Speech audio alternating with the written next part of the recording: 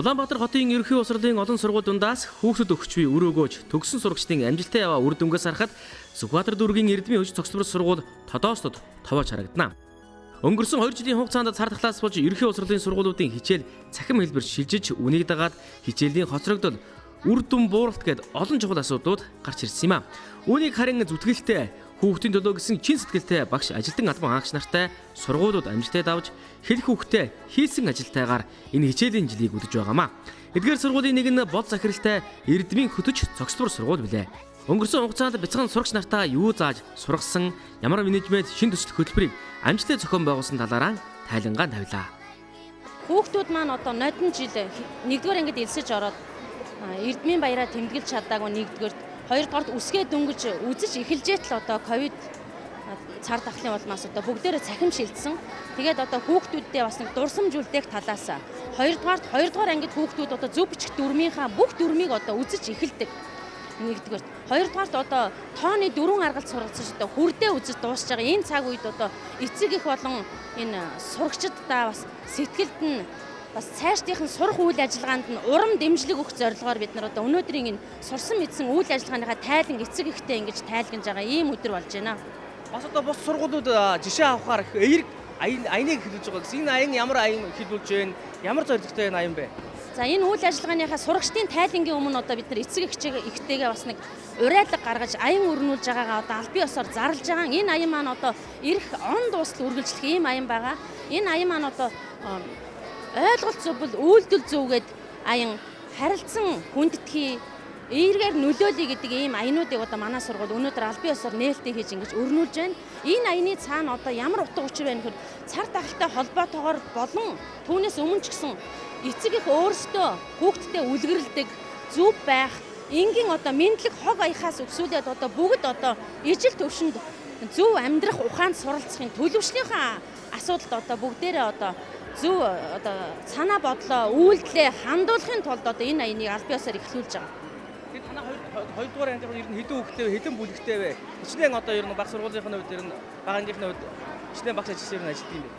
За манай сургууль бол 142 багш 220 орчим ажилчдтай. За тэгээд зөвхөн 2-р ангийн өнөөдөр тайлан тавьж байгаа сурагчид маань 10 бүлгийн 474 сурагч 10 бүлгийн 10 багштайгаа 400 гаруй эцэг эхчүүдтэйгээ энэ үйл ажиллагаагаа зохион байгуулж явууллаа. Энэ арга хэмжээнд 2-р ангийн хүүхдийн эцэг эхчүүд оролцож үр хүүхдээ өнгөрсөн хугацаанд юу сурч мэдсэнийг өөрсдийн дээр харж Эрдмийн хөтөч цогцлбор сургуулийн багш ажилтан албан хаагч нартай баярлсан сэтгэлээ илэрхийлж байлаа. Манай хүүхэд энэ сургуулийн 2-гийн бүлэгт хүрэг жаргал багшийн удирдлагаараа суралцдаг.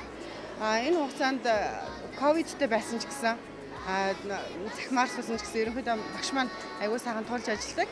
Тэгээ хүүхдүүд маань аягүй хурдан одоо нэг хоцрогдолгүйгээр аягүй сайхан бүх дуушулгээ сураад уншиж бичихээр ер нь асуудалгүй хоцрогдолгүй яваа гэж би ойлгож байгаа.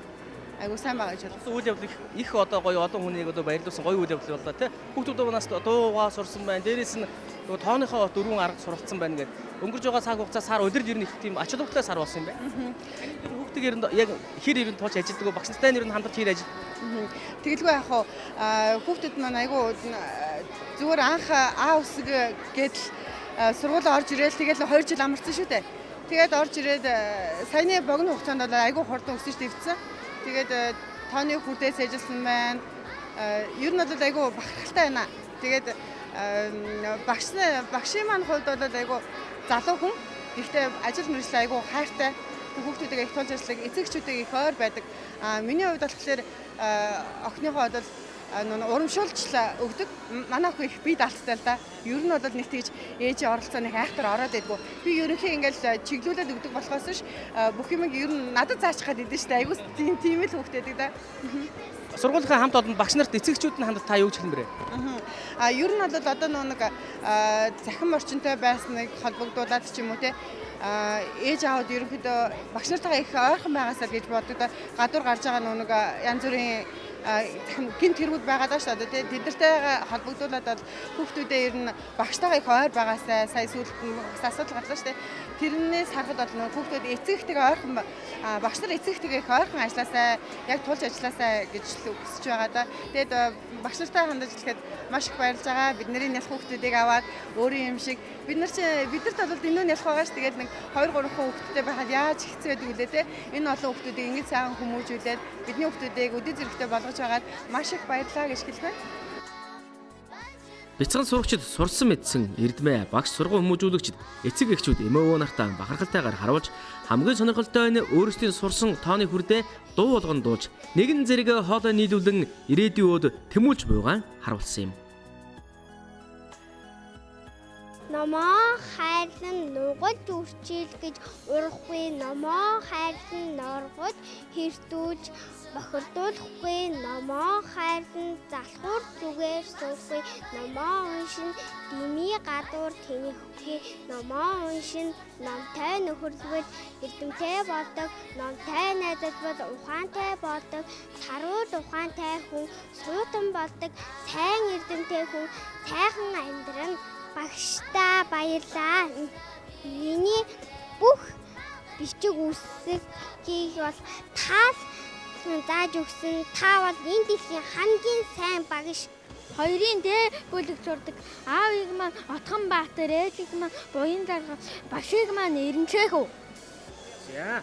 Юу сурсан бай? Сургууль суугаад ер нь ямар зүйлийг сурав? Их зүйл сурсан уу? Үрдэж хувааж сурсан. За. Өөр Үсэг тоо сурсан. сургууль сурах гоё юу? Гоё. Салын суудын өнгөд сүүдэрээ бөө үргээрээ ташуурын сүүдэр сүргэгтүүдийг үрээдэд голдог гэн хэрэг салхины хөлтөөр хідэн өндөг хочирдог гэн тэнгэрт нисэх тайлангүй тэндээ төсдөг гэн сүрг хүчит хүн танаас үсгэн энэ сүүдрээ хэмэгдэж яваарэ 50-наар тэнгис нэлээд тал нутаг цовод зэрэг намаанзал гэдэг. Намаанзал юу сурсан бэ? Өнөөдөр бас тайлбар тавьдаг шүү тийм ээ? Би уншиж сурсан, бодож сурсан, бичиж сурсан. Ямар мундаг юм. За. Үзэг барьсан хангаат минь уухад бахаргыг заасан. Багангийн багштай баярлаа. Бачир хам бичэн бичиж сурлаа. Багангийн багштай баярлаа. Бачир хам бичэн бичиж сурлаа. Сургууль суугаад юу сурсан бэ? Дундаа олон юм сурсан. Байлсмар хөөрхөндөө боо борцхон дуртай да. Өөл болохоор даардаг да. Жижигхэн хөөрхөн байлсмар да. Мөгшөлөний анжил сам холмоо багштай хоёрын бэнг. За. Багшд их юм заасан уу? Их юм. Хамгийн түрүү юу сурсан бэ? Сургууль суугаад Бичиж уншаад бодоод багштай хандаж юу гэж хэлмээр вэ? багштай хайртай шүү. Таланг 8-аа бодооны дараа нас таатай элэ. Өнгөрсөн бодооны наагур өнгийн салгангалаа. Тэс салангыг барих гэж хинхээгээрээ бид хөслөв. Цаглах салан харин цаашаа зуртан гадуур байгалийн сайхан салангыг байж болдоггүйг мэдэв.